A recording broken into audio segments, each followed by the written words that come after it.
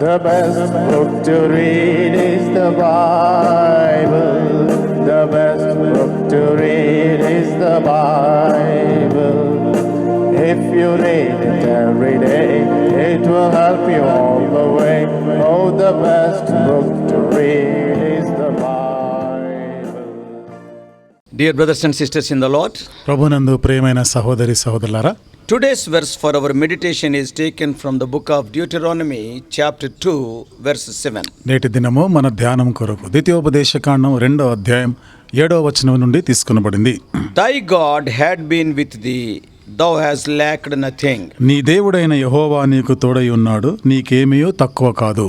Our Lord, who knows the ending from the beginning, appeared unto Abraham and told in advance. అంతమును ఆది నుండి ఎరిగిన మన దేవుడు అబ్రహామునకు ప్రత్యక్షమై ముందుగానే చెప్పాడు. And that is what is going to happen to his seed. తన సంతతికి జరగబోయే సంగతులు చెప్పాడు. So when God spoke about the future of his seed, at that time neither Ishmael nor Isaac were born. కాబట్టి దేవుడు తన సంతతి గురించి ఆయన చెప్పినప్పుడు అప్పటికే అబ్రహామునకు ఇంకా ఇష్మాయేలు పుట్టలేదు, ఇస్సాకు కూడా పుట్టలేదు. God told in Genesis chapter 15 దేవుడు ఆదికాండం 15వ అధ్యాయంలో చెప్పాడు. and verses 13 and 14, 13-14 వచనాల్లో, know of a surety that thy seed shall be a stranger in a land that is not theirs, and shall serve them, and they shall afflict them 400 years, and also that nation whom they shall serve will I judge, and afterward shall they come out with great substance. నీ సంతతి వారు తమది కాని పరదేశమందు నివసించి ఆ దేశపు వారికి దాసులుగా నుందురు. వారు 400 ఏండ్లు వీరిని శ్రమ పెట్టుదురు. వీరు ఎవరికి దాసులవుదురో ఆ జనమునకు నేనే తీర్పు తీర్చుదును. తరువాత వారు మిక్కిలి ఆస్తితో బయలుదేరి వచ్చెదరు.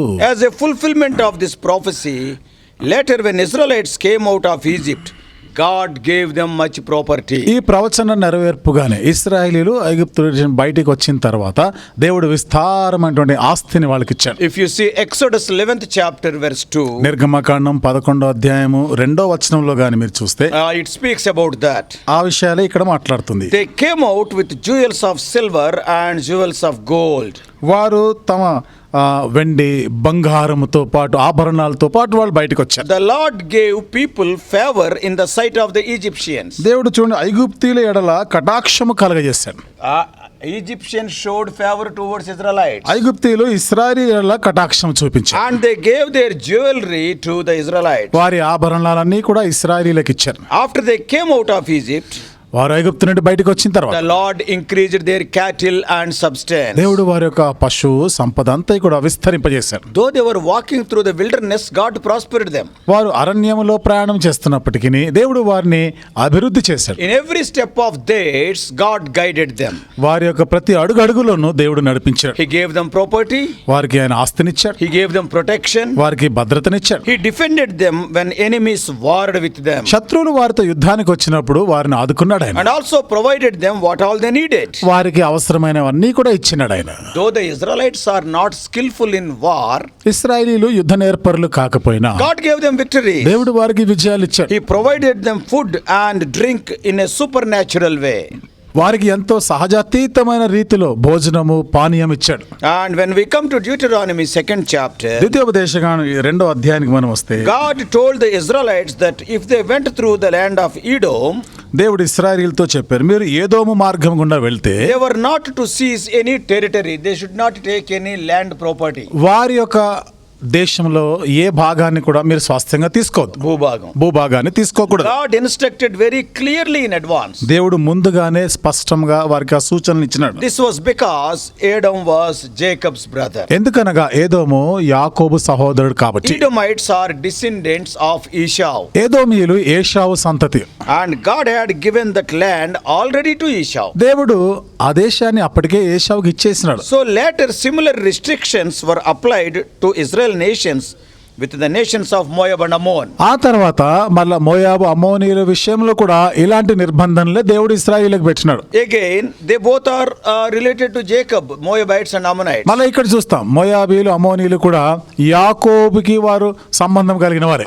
They are the descendants of Lot, Abraham's brother's son. వారు లోతు యొక్క సంతతి, అంటే అబ్రహాం యొక్క సహోదరుని కుమారుడు. And therefore though the kings of Edom and Moab refused to sell food, కాబట్టి ఎదోమీయులు మోయాబీలు వారికి ఆహారం పెట్టడానికి నిరాకరించినప్పటికీ and even they refused to sell water to the Israelites ఇశ్రాయేలు నీళ్లు అమ్మకం చేయడానికి కూడా వాళ్ళు నిరాకరించినప్పుడు and denied them way through their land. వారి మార్గంలో వారి దేశం గుండా వెళ్ళడానికి వారు అనుమతించకపోయినా Based on the word of God, the Israelites have not warred with them. దేవుని యొక్క వాక్యం ఆధారం చేసుకొని వారు వారితో యుద్ధము చేయలేదు. But some of the Edomites and Moabites in the outlying regions, in the border regions, అయితే కొందరు మరి ఎదోమీయులు మోయాబీలు ఆ సరిహద్దు ప్రాంతాలు పొలిమేరల్లో and they did sell to Israelites because Israelites were going all around because they have not allowed them to go through their land. Israel వారి మార్గంలో వారి దేశం గుండా పోనివ్వలేదు. వారు చుట్టూ తిరిగి వెళ్తున్న కారణాన్ని బట్టి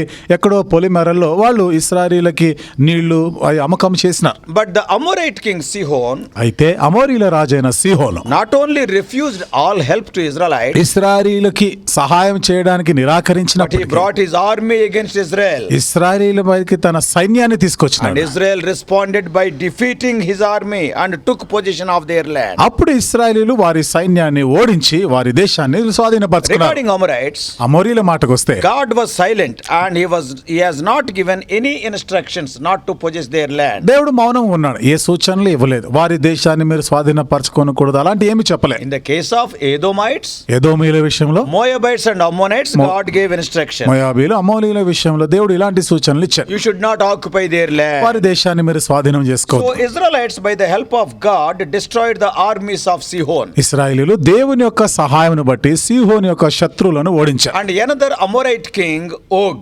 మరొక అమోరీయుడైన రాజు ఓగు అనేవాడు వచ్చాడు. So they took possession of the rich pasture land of Bashan.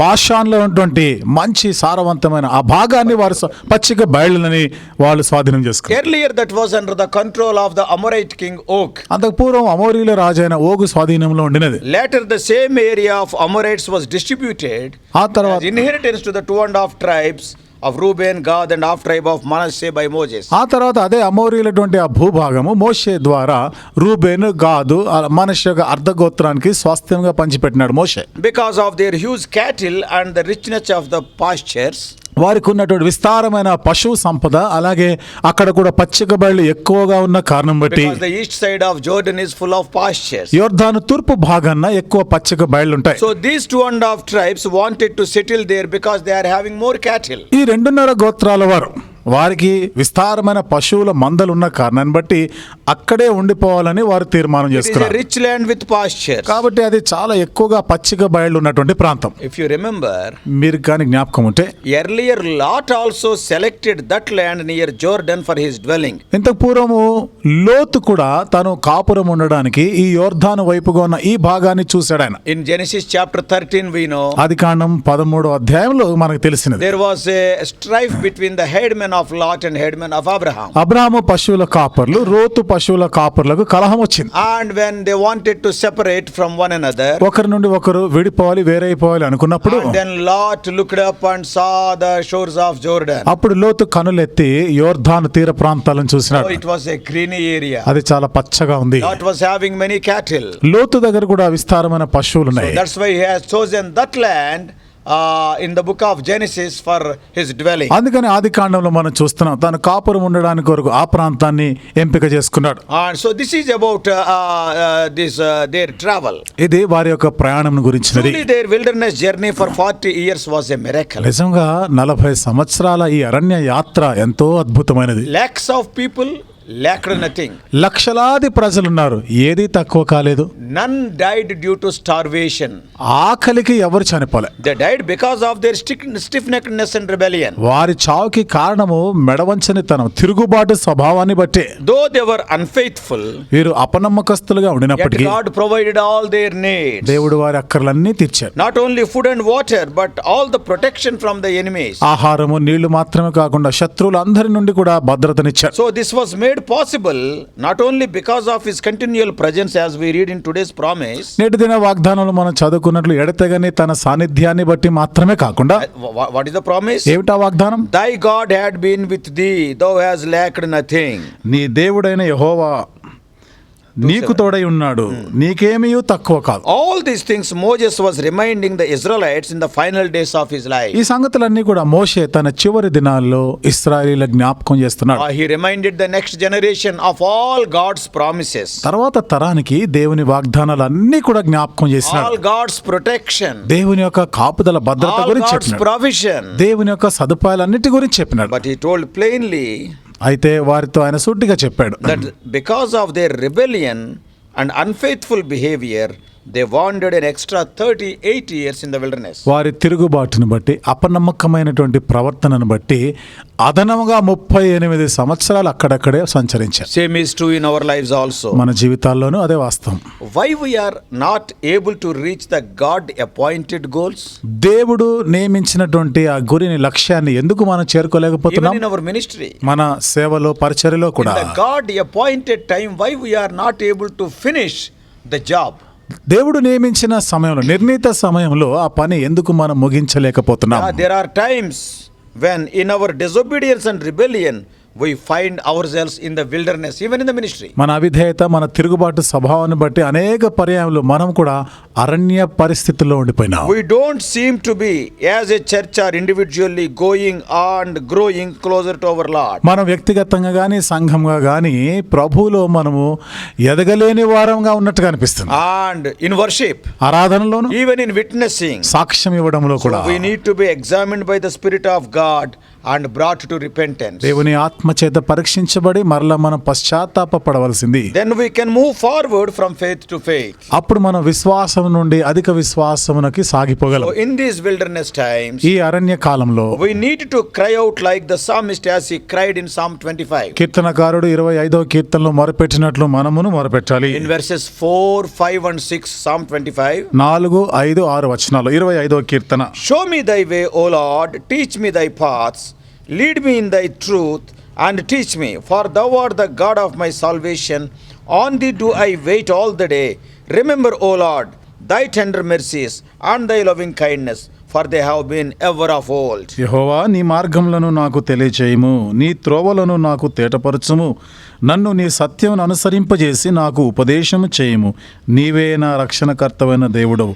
దినమెల్లా నీ కొరకు కనిపెట్టుచున్నాను.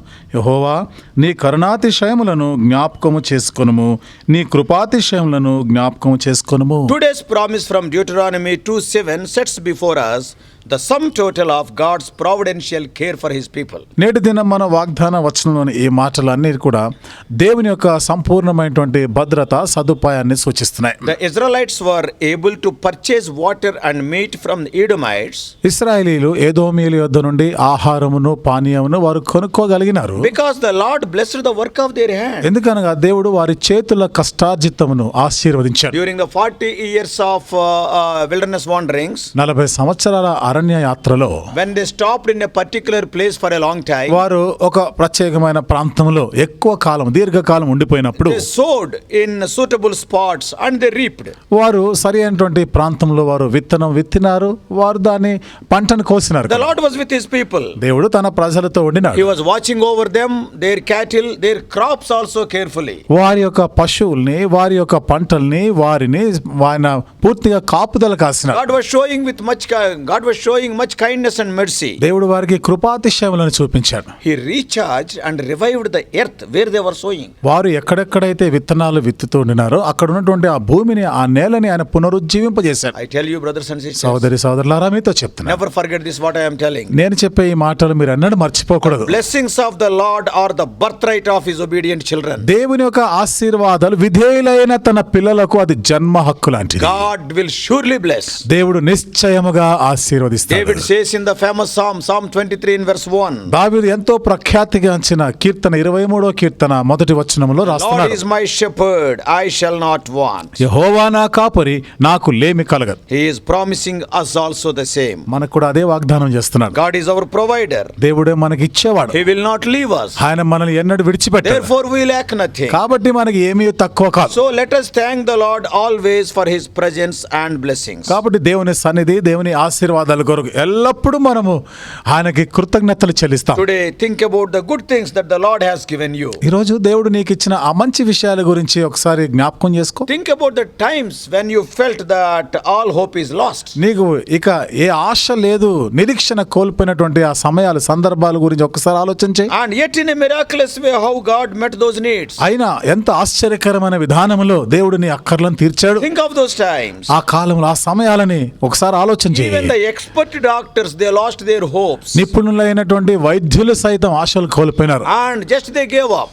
వాళ్ళు విడిచిపెట్టేసినారు. Yet God raised you from the bed and saved you from death. అయినా దేవుడు నిన్ను ఆ మరణ పడక మీద నుండి లేపినాడు, మరణము నుండి నిన్ను రక్షించాడు. And in some accidents, కొన్ని ప్రమాదాల్లో others died. ఇతరులు చనిపోయారు, Some are grievously injured. కొంతమంది ఎంతో ఘోరముగా గాయాలు పాలైనారు. But you are safe. కానీ నీవు సురక్షితంగా ఉన్నావు. Thank God for His bountiful provision. కాబట్టి ఆయన యొక్క సమృద్ధి అయినటువంటి సదుపాయాలను బట్టి దేవునికి కృతజ్ఞతలు చెల్లించు. Thank God for His unceasing protection. ఆయన యొక్క ఎడతెగని కాపుదల భద్రతను బట్టి దేవునికి కృతజ్ఞతలు Think చెల్లించు. of His benefits. ఆయన మేలుల గురించి ఒకసారి ఆలోచన చేయి. Psalm 34:10 says, 34వ కీర్తన 10వ వచనంలో రాయబడింది. The young lions do lack and suffer hunger, but they that seek the Lord shall not want any good thing. సింహపు పిల్లలు లేమి గలవై ఆకలిగొనును, యెహోవాను ఆశ్రయించు వారికి ఏ మేలు కొదువై ఉండదు. So be in a worshipful attitude the whole day. కాబట్టి దినమంతా కూడా ఆరాధన వైఖరిలో ఉండు. May God help you. దేవుడు నీకు సహాయం చేయనుగాక.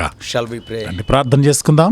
Loving Heavenly Father, ప్రేమగల మా పరలోకపు తండ్రి, today what we are, it is only by Thy grace. ఈ రోజు మేము ఏమై ఉన్నామో ఇది కేవలం నీ కృపయే. As Thou hast redeemed the people of Israel from Egypt ఇశ్రాయేలీయుల ప్రజల్ని ఐగుప్తు నుండి విడిపించినట్లు and guided them all through their wilderness journey. అరణ్య ప్రయాణాలన్నిటిలోనూ నడిపించిన రీతిగా, Lord, we thank Thee for Thy faithfulness. ఓ దేవా నీ విశ్వాస్యతను బట్టి It is వందనాలు. not that because they are good people. ఓ దేవా వాళ్ళు మంచి వాళ్ళని కాదు, They are famous for their rebellion. ప్రభువా వారు తిరుగుబాటు చేయడంలో ప్రభువా వారు బాగా తిరుగుబాటు చేసేవాళ్ళు. Yet Thou hast blessed them. అయినను నువ్వు వారిని Thou ఆశీర్వదించావు. hast blessed their substance, their cattle. ప్రభువా వారి ఉన్న పశువు సంపదను అంతటిని Thou ఆశీర్వదించావు. hast blessed their crops. దేవా వారి యొక్క పంటలను And ఆశీర్వదించావు. also people like Sihon and Og, when they wanted to war with them, సీహోన్ ఓగుల ప్రభువా వారు వారితో యుద్ధం చేయాలనుకున్నప్పుడు oh, Thou hast given them victory. దేవా నీవు వారికి విజయాన్ని ఇచ్చావు. And oh Lord, the same God is with us. ఆ దేవుడే మాతో కూడా ఉన్నాడు. And You are an unchanging God. దేవా నీవు మార్పు చెందని So దేవుడు. in our ministry also, మా సేవలో పరిచర్యలో what కూడా all Thou hast entrusted unto us, we may finish that in the stipulated time. మాకేదైతేనో అప్పగించావు ప్రభా, ఆ నిర్ణీత సమయంలో ముగించడానికి సహాయం చేయి. Because of Thy promises, మీ వాగ్దానములను బట్టి, because of Thy protection, మీ భద్రతను బట్టి, because of Thy provision, ప్రభా మీరు ఇచ్చే సదుపాయాలను బట్టి Lord, we may be thankful unto Thee all the days of our life. దేవా మా జీవిత కాలం అంతయు మీకు కృతజ్ఞులమై ఉందుము గాక. The Lord is our shepherd and we shall not want. యెహోవా మా కాపరి, మాకు లేమి కలగదు. Throughout this day also You lead us. ఈ దినమంతయు కూడా ప్రభువా మీరు మమ్మల్ని నడిపించండి. Ascribing all glory unto Thy holy name, we do pray in the mighty name of our Lord and Savior Jesus Christ. సమస్త మహిమని పరిశుద్ధ నామానికి ఆరోపిస్తూ మా ప్రభువును రక్షకుడైన యేసుక్రీస్తు నామములో ప్రార్థించి వేడుకుంటున్నాము తండ్రి. Amen.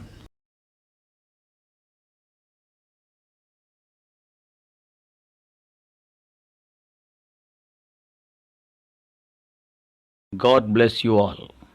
Please subscribe for more spiritual messages on YouTube channel John Victor Hebron.